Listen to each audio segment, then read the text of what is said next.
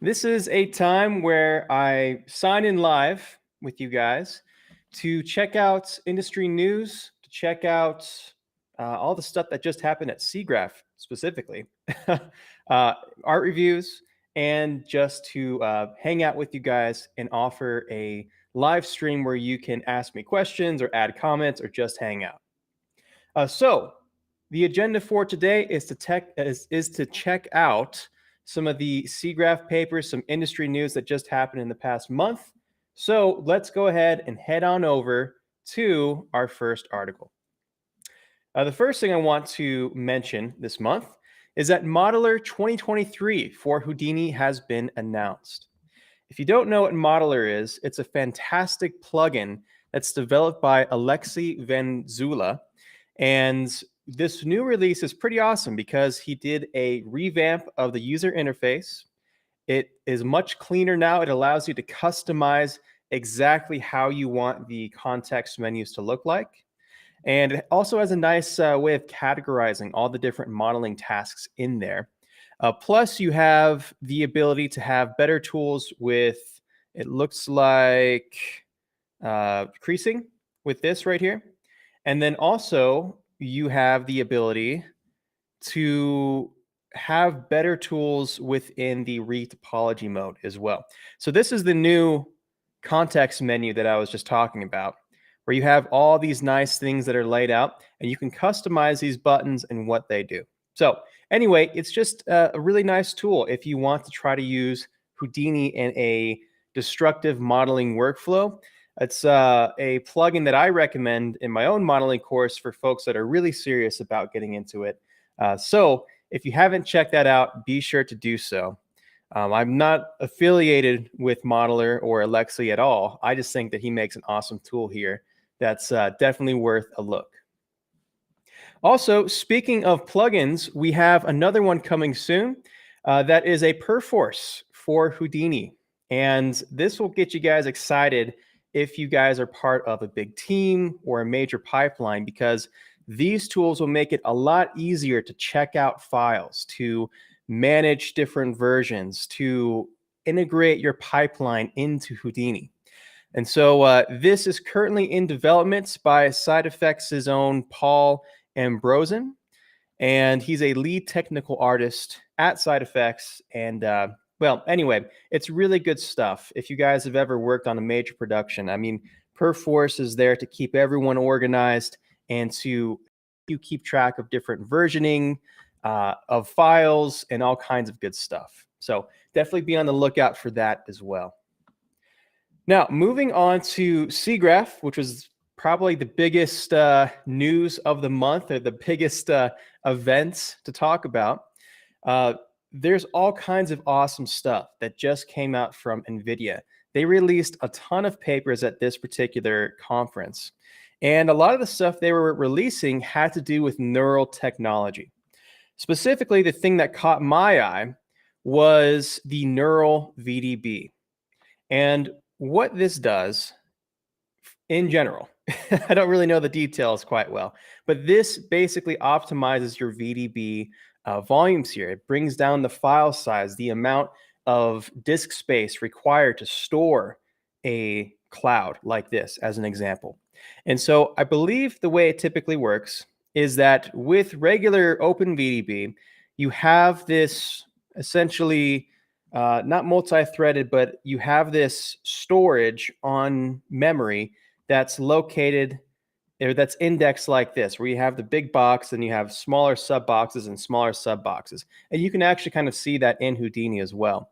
But what they do is they do 2 levels of subdirectories, and then the rest of the VDBs ends up becoming some sort of neural interpretation of the data afterwards. So it's 2 levels from what it looks like of typical VDB. And then once it gets down to, like, let's say the 3rd level of detail, then it starts kicking in with the neural stuff. And well, the result here is that you go from, let's say, 15 gigabytes of data down to less than a megabyte of data, which I think is like, I don't know how much faster that is. It's like maybe 100, 1,000 times faster if you had to process that data somehow. It's pretty huge. And the fact that we can bring down the disk space by that much could be a serious deal when it comes to creating faster simulations and creating real-time applications for this kind of stuff as well. So again, that's just one of the papers that NVIDIA put out here at SIGGRAPH. If you want to take a look at some of the other things here, they had stuff for neural design for 3D content creation. So you take a bunch of photos and it tries to make 3D models out of that. They had stuff for physics and animation where it was trying to predict the movements of the character, let's say. So instead of trying to pull from a library of preset animations, it can actually make custom animations on the fly. So that was really cool. And then just all this stuff here: instant neural graphics primitives, 3D MoMA, GauGAN 360, all kinds of really cool stuff. So definitely be sure to check that out at some point or another if you haven't, because it's definitely worth exploring a lot more. Moving on the other hand, Meta seems to be having some difficulties. I guess no surprise there. It looks like their VP or Chief Vivek Sharma. So he was the vice president of the social virtual reality platform, Meta. So yeah, it looks like, Zuckerberg's been having a lot of pushback with his avatar. It looks kind of like this weird, Nintendo Wii thing going on. So they've been trying to fix that up just to save face and try to improve the PR, but it hasn't really been working out that well. I think as well, Zuckerberg was on Joe Rogan and he's trying to kind of smooth things out there. It just hasn't really been working out too well. So anyway, I think he was jumping ship, it looks like. And well, anyway, you guys know all about that. And I won't say anything more beyond that. But in other news, we do also have a physically based database of physically based or PBR values for real world materials here. So if you guys are ever shading, what this all means is that when you're shading and you're trying to find realistic values for different materials, there is an awesome website that you can go to. It is called physicallybased.info.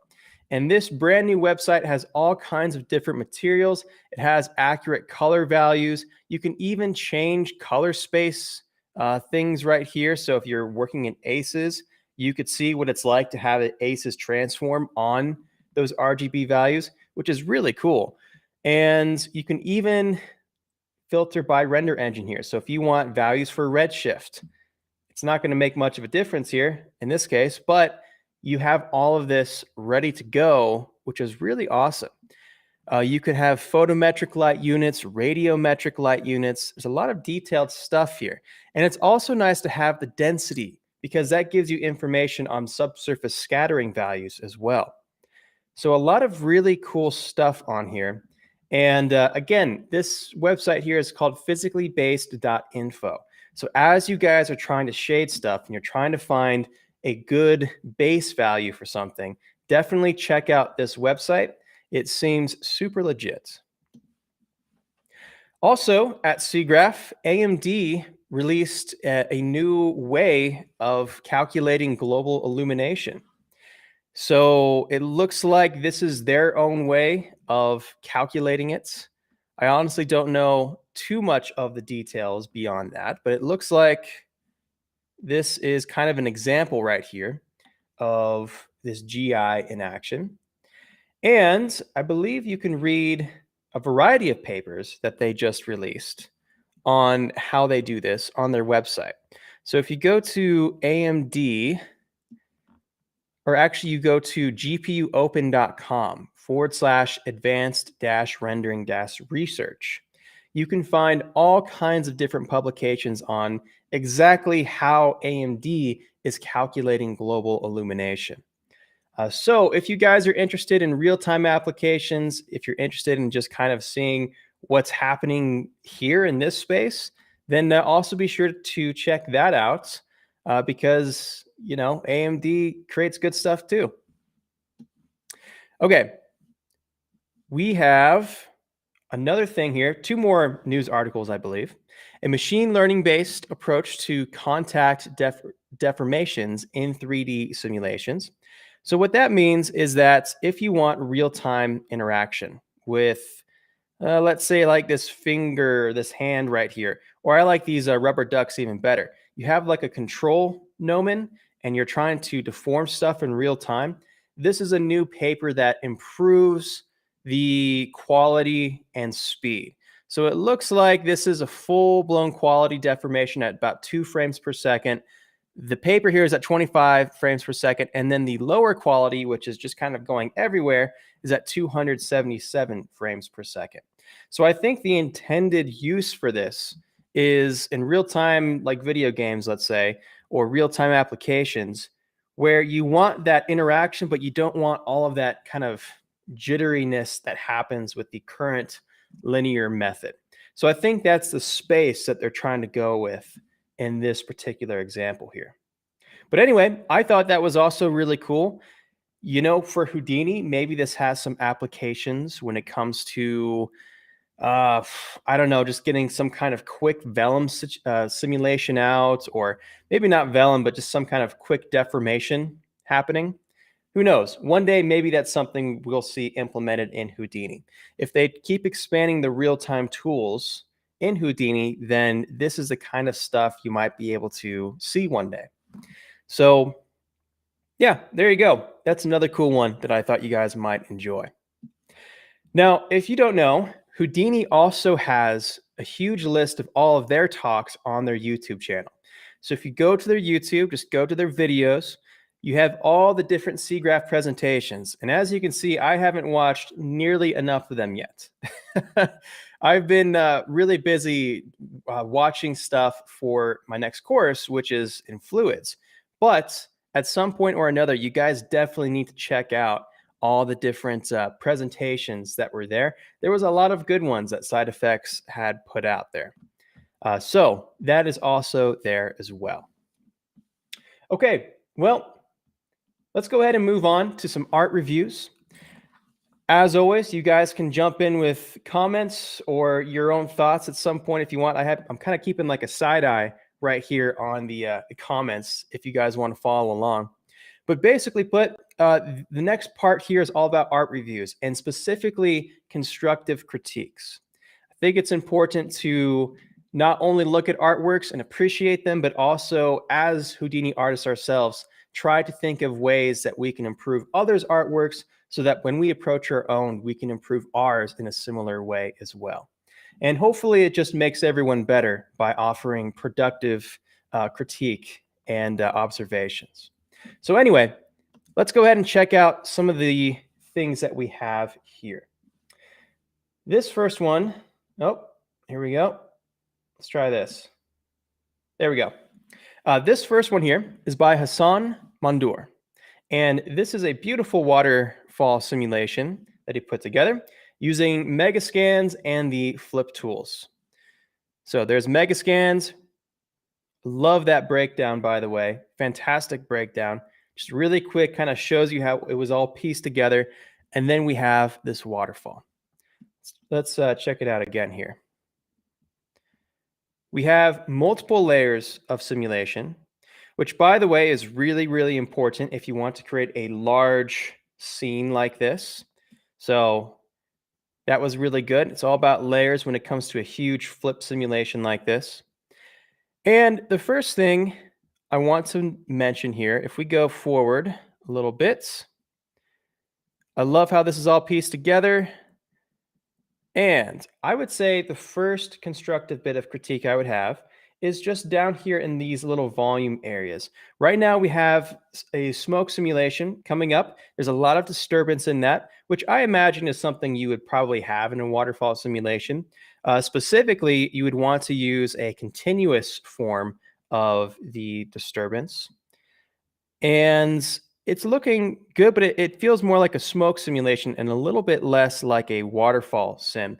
So maybe one thing that could help that is to have a velocity field that kind of turns this in a circular way rather than just having the smoke go up in the y direction constantly. That's one kind of nitpicky thing that I found. It's really not that bad. I mean, this is just kind of, nitpicking here because the overall simulation is great. But I would say that could be one area of potential improvement. And also, it looks like, yeah, I really love the foam up here. I think the foam's working out nicely. And what else do we have? I think waterfalls are very difficult, first of all. I just want to put that out there. Waterfalls are probably one of the hardest fluid simulations you can do. So take everything I say here with a grain of salt because this is difficult to do. One thing, though, is, again, kind of in that smoke, we do have some downward velocity happening. If I look kind of here, the smoke is going down, but it just doesn't feel very unified with the water. So I would almost say it'd be better to almost have like a 1-to-1 correlation with the velocity of the smoke and the velocity of the water. It's almost like there's like a hazy filament over the entire waterfall right now. And I think that's what's making this feel a little bit fuzzy, I guess. Maybe that's the wrong word for it, but it's almost like you have a waterfall, which is awesome, and then you kind of have the smoke just sitting on top, and it doesn't feel connected to the waterfall as much as it should, in my opinion. So I think the main areas of improvement in this situation, again, come down to the smoke, in my opinion. Also, I think we can do for a bit more motion blur, in my opinion. But anyway, like I said, I'm nitpicking. This is a great project. Also, I would say up here, I would try to find something else to have this backdrop taken up. It's always easy to spend, like 400 hours on something and then totally not think about what's going to go there in the backdrop, which takes up a large portion of the screen. So definitely, I think that would help it, especially if you had a little bit of depth of field going on and kind of like a blurry HDR. You could just do that, honestly. And I think that would kind of help the scene really come together a bit more fully. Anyway, great simulation. Great job, Hassan. And thank you for sharing that with everybody. We also have this right here, this Houdini Desert Explosion by Martin Huad, or Juad, however you might say his name. Sorry, Martin. Anyway, we have this thing. It's tracking. Big old missile. Boom. Right there. Really cool. So let's just kind of take this frame by frame. First of all, I love the fact that we have a story, we have an environment, we actually have something that's more than just, an empty void and a big explosion. I mean, that's basically like all my tutorials right there, but it's nice to see somebody take this a few steps further by actually incorporating some additional elements. This to me feels like something that would stand out if this was part of a demo reel, just because of the fact that there was a lot of thought and heart that was put into making a complete scene. So that is awesome, first and foremost. All these decals, the truck, it's really cool. So, first of all, I would say that maybe one area that can improve is the camera motion. So, we often forget about the camera motion, but if you are going to do a scene like this, it's really crucially important that you get a realistic camera motion. That adds so much to the story. It's crazy.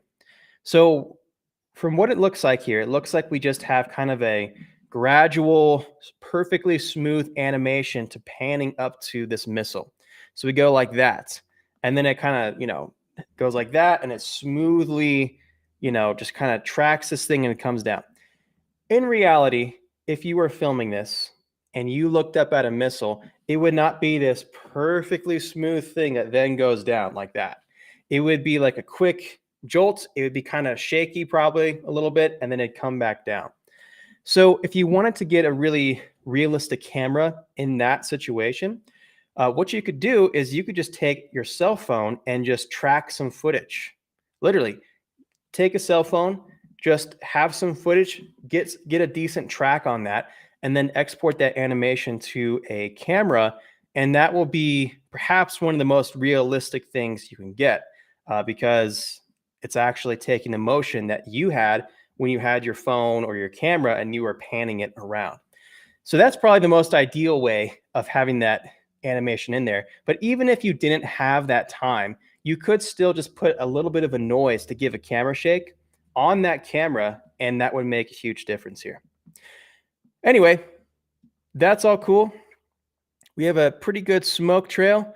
The only thing that's weird about the smoke trail, though, is that the smoke kind of just retreats all the way back up here. And so we have this nice smooth line. It's almost like a rubber band. It just, whoops, it just kind of retracts right up there.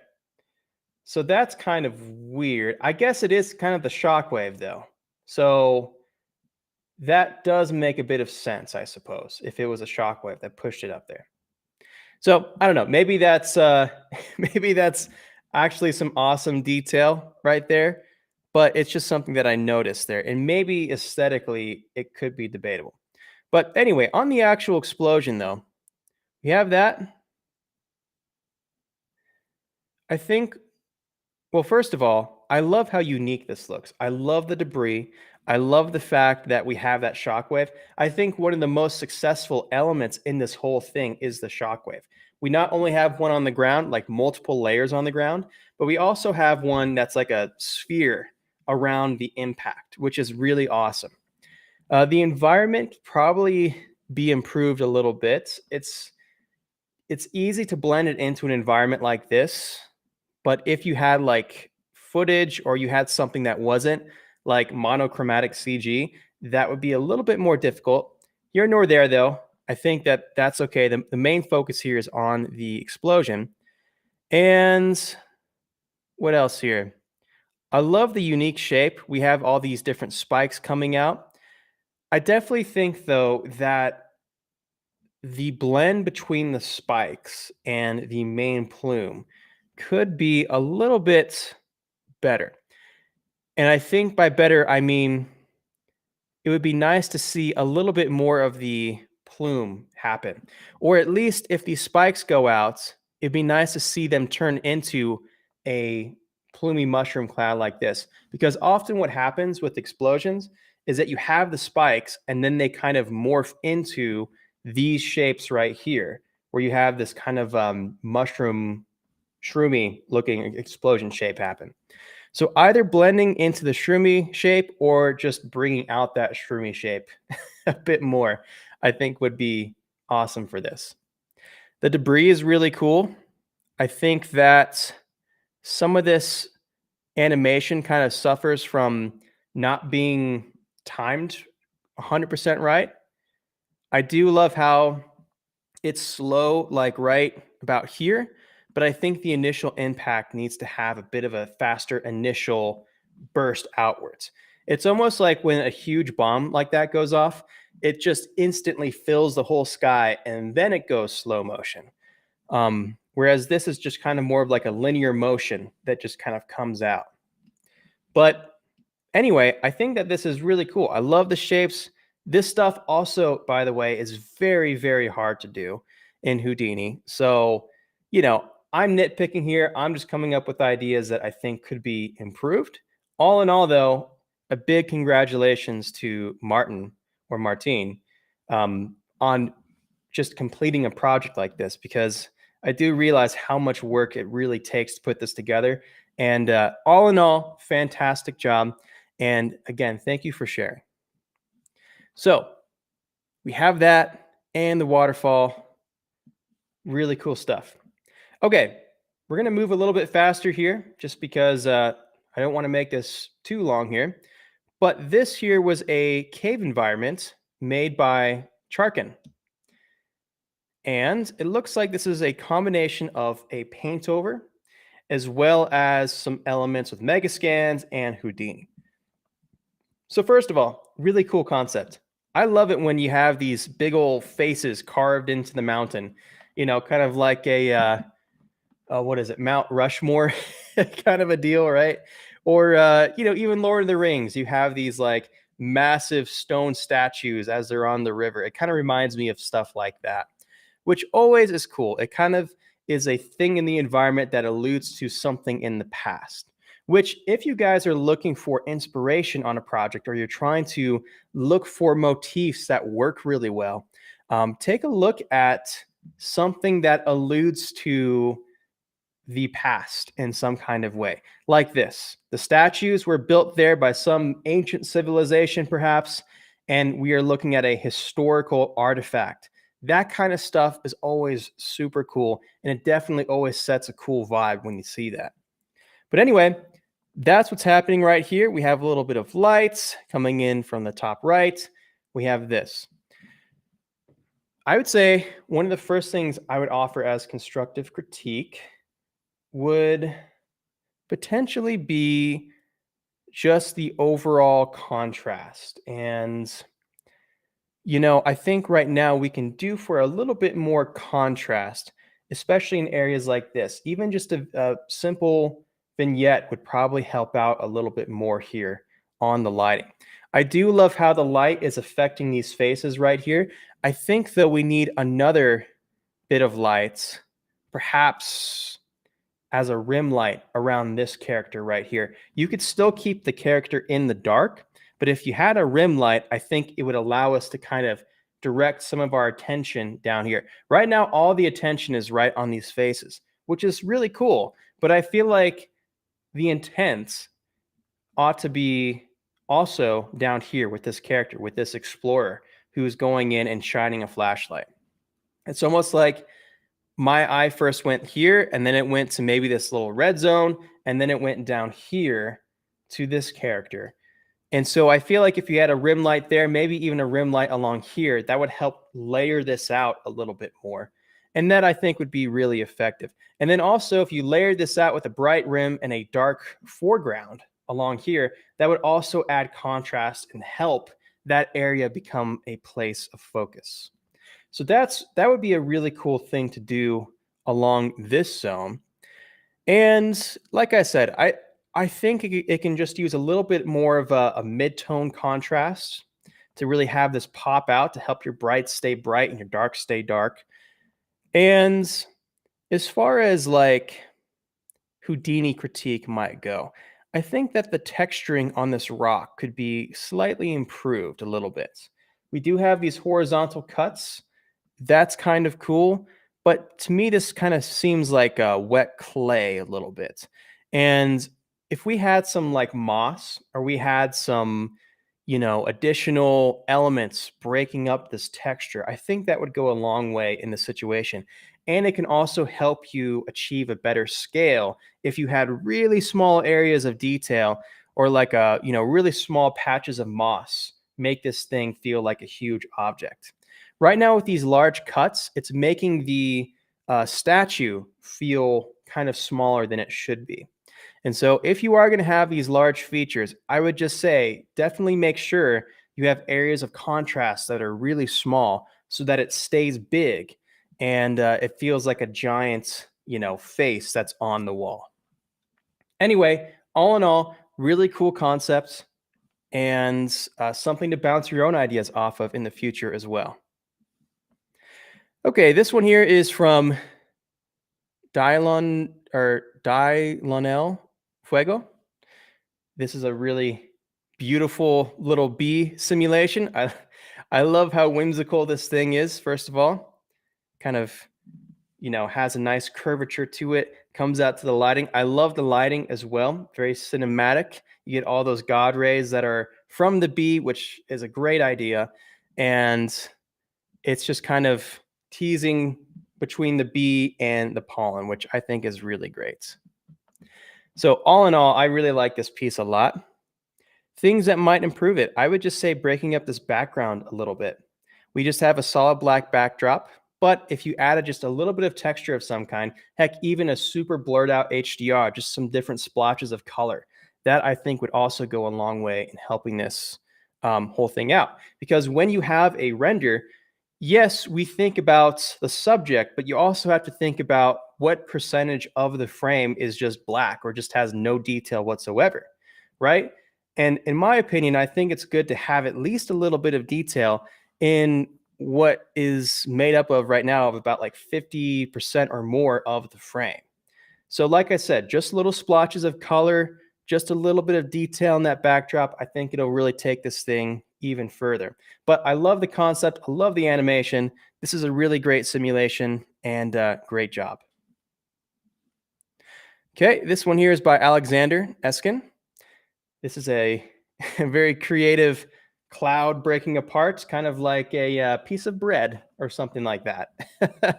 I picked this one out because there's a lot of simulations that do this, where you see an object and you expect it to behave like a cloud, but then they make it behave differently. Like in this case, like pulling apart bread, or I've seen like a golden bar, be hit by a ball and it behaves like liquid or stuff like that, right? There's a whole genre of Houdini simulations out there that does that. And this is a really cool one. One thing I'd say to improve this, though, is just the overall shape of the cloud. I don't know if this really, to me, feels like a natural looking cloud. It feels stylized, which might be the intent. But I would say if you are trying to make this a bit more hyper real, maybe take a look at a bit more reference on this. I mean, maybe you did. I have no idea. But I would just say that, and then also I do like the vignette in the background, but again, just a little something to break up that background would be nice. Also, I kind of like it when there's a splotch of color in here. It's cool that it's monochromatic, but I think this would stand out a lot more if you had some kind of, bright blue sky in the background or something like that. So these, again, are just kind of nitpicky ideas, just kind of off the top of my head, but another cool simulation. So great job. This is by Ben Watts. We have some raspberries just kind of, going around with anti-gravity droplets. Super cool. Looks like he's playing around with some surface tension on flip. So that's always kind of fun. But anyway, this is a cool simulation. I like the lighting. I think it's all right. It's, it allows, there we go. It allows a little bit of drama, which is nice. Maybe one thing that can improve it would be just having a rim on all of these tiny little droplets. If the intention is to really showcase those droplets, which by the title, I assume it is, then I would just say, get a light, link it to the drops, and maybe do like a rim light on it to really highlight that. That I think would help quite a bit. And I would just up the resolution a little bit to make these drops a tad bit more high fidelity. But anyway, cool simulation. Great job, Ben. I like it. This here's Aliens from Space, doing a couple of pyro test renders. Cool stuff. I think that, yeah, I mean, it's getting somewhere. I'd have to see it moving to really give a good opinion on it, to be honest with you. But just in terms of pyro shading, I would say it's not bad, but you want to try to figure out how to incorporate smoke on top of the flame. This is something that I see a lot of folks struggle with. It's like you have flame and then you have smoke, and there's like no overlap between the two. So definitely one thing to try to figure out in the pyro shading here is how to not just have one section of flame and one section of smoke, but to try to kind of make the two blended together and feel incorporated. So that would be my constructive critique right there.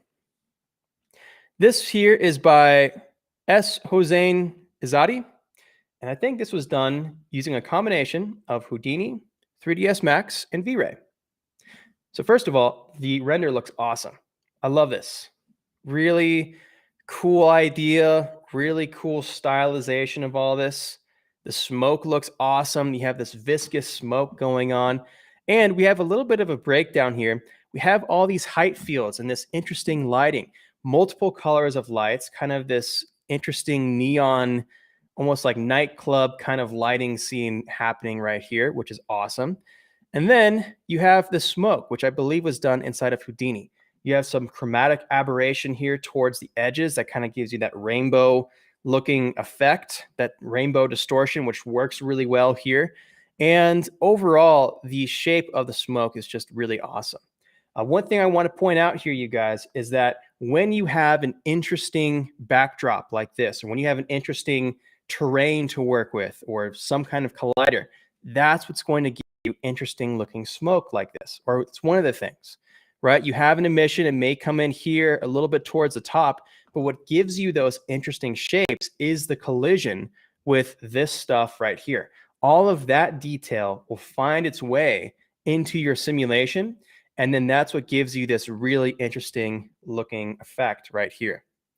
Love the style. I love the colors. Now, how could we improve this? Good question. I think this is pretty dialed in, honestly. But if I had to improve this, if I had to really think about this and pick a bone off the top of my head, what could I say? Well, I would say maybe we can look for a bit of a better integration between this perfume or cologne, the smoke, and the terrain. If we look at this area right here, and again, I'm being picky, kind of just talking off the top of my head here, okay? This doesn't blend in as well as I think it could. So maybe one way to fix that is to try to carve out a little area here in the terrain just to kind of give you an inset of where this bottle belongs. And that would just give you a slight bit of a shadow and a little bit more of an integration here along this particular edge. Again, very, very kind of picky thing I'm talking about here. Overall, the style is good. Also, I think maybe to add a bit more drama, we do have a nice change of color from purple to light blue going diagonal right here. But it would be nice to have a little bit more variety in the light values and how bright things are. So maybe you make this top a little bit darker and this bottom a little bit brighter. That would just give a bit more directionality to the lights. And I think that it would help the overall shape or the overall form really be highlighted in this example. Again, I love having all these different colors. That's kind of what happens when you have all these different neon lights shining down. But if you had a bit more directionality, I think it would add a bit more drama to this as well. So anyway, there you go. That is cool stuff. And last but not least, we have Zeus VFX here with the walking foam man, the walking zombie foam dude. Pretty cool. First of all, this effect is it's a fun one to make. I think that it's not the simplest effect that you can make. It's not easy to dial this in. The foam to me doesn't feel quite integrated with the fluid. It kind of feels like a really just kind of stark, bright white foam. And I think it needs to blend into the water a bit more. Also, we just have a lot of harsh shadows. So just a bit of subsurface scattering could potentially fix that, honestly. This is just a bunch of diffuse white particles, and it kind of just looks like that.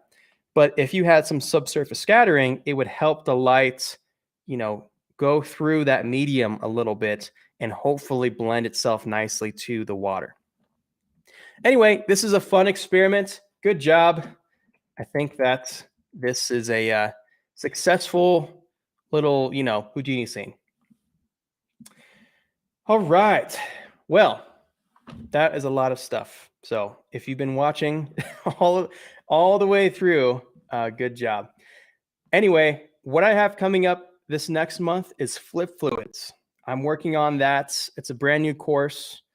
And this past week, I've just been doing research and developments on the things that you guys need to know when it comes to learning flip. Flip in particular is a very difficult topic, or it can be. But I think that I'm able to find a way to hopefully teach this in a way that isn't super complicated, but yet still gets you a far distance in being able to do stuff and achieve stuff with flip. So right now, that's what I'm working on. I'm trying to crack that puzzle, if you will. And yeah, be on the lookout for that. I have some more quick tips coming up this next month. I do these weekly wrangles once a month to hopefully offer you guys some art critiques, industry news. Let me know what you think in the comments. I'm always interested in ideas for improvements. And I hope that you guys have a fantastic day, week, month that's coming up here soon. Until next time, thanks for watching, and I'll see you guys later.